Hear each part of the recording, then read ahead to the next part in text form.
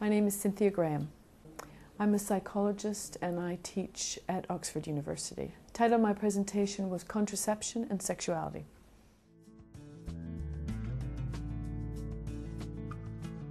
A summary of recent research would be that sexual pleasure is an important reason why some people discontinue contraceptive methods, things like the pill and condoms, and there should be much more research on this area.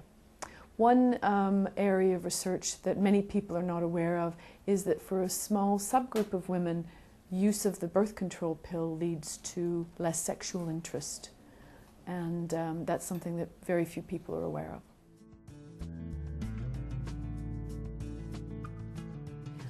I think it's very difficult to state clearly what the ideal method would be for any country, because I think that depends very much on personal preference, and in any country that's going to depend on religious factors, cultural factors within the country.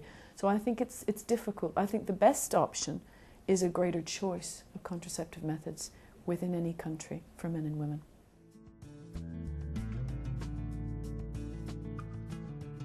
There are more reliable methods, but it depends very much on use of contraceptive methods. So actually most contraceptive methods are pretty effective, but it depends on how they're used. And part of that depends on how much information people are given about how to use them. So we know, for example, with condoms, that many people don't use condoms correctly. And that's the reason why often condoms break, condoms slip off, because people are not using condoms as they should be used.